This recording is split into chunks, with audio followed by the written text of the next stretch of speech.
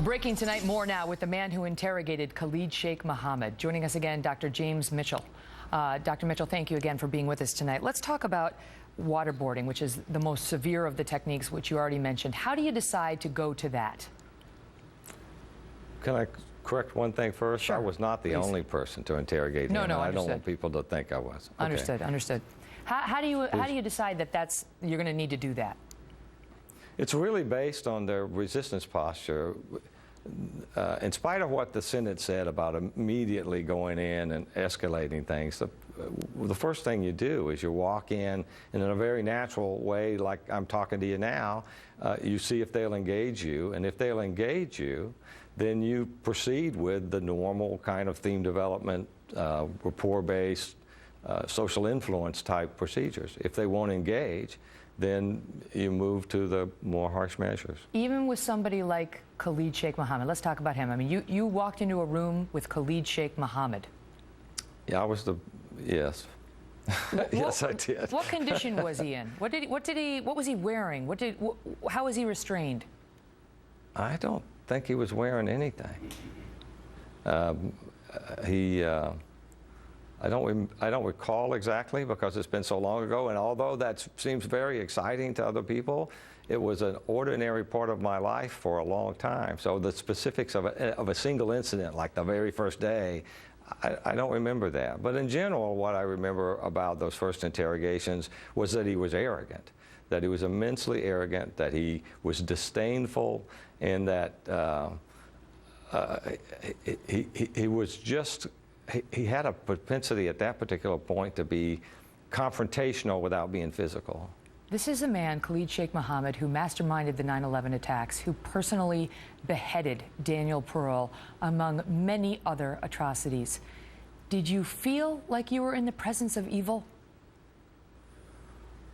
Well, I felt like I was in the presence of an evil man, that's for sure. He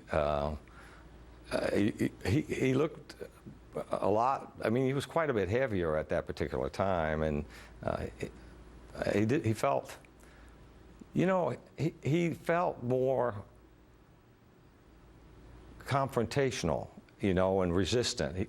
I didn't feel evil in the sense that he was some sort of a demon. I felt evil in the sense that he was some sort of a murderer. He was ultimately waterboarded, of course, and the initial techniques were not effective. So it got to waterboarding with him. When you're waterboarding Khalid Sheikh Mohammed, understanding what he is and what he did, does this person's humanity, whatever amount of it there is, factor in at all? Are you conscious of it? We're actually very conscious of it, very, very conscious of it. You know, he's a human being. Those techniques are so harsh that it's emotionally distressing to the people who are administering them. But even though you don't want to do it, you're doing it in order to save lives in the country, and we would just have to man up, for lack of a better term, and carry forward. Do you think at all about the 9/11 victims in these moments? The 9/11 victims are the reason that I'm here.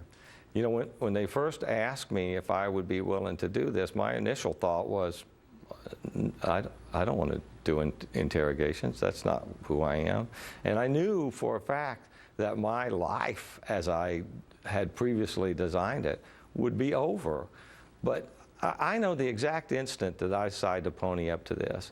The exact instant was a person there had asked me if I would do these, and I was hemming and hawing a little bit, and either him or another person said, well, after you've seen all that you've seen, all the intel that I saw suggesting the second wave was coming and it was going to be a catastrophic attack and all that sort of stuff, if you're not willing to do this, how can we ask somebody else? And that picture of that falling man flashed into my mind, and I thought, you know, I know this is going to sound corny, but this is true.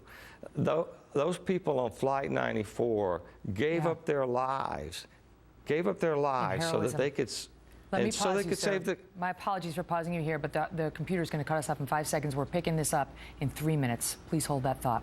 Don't go away.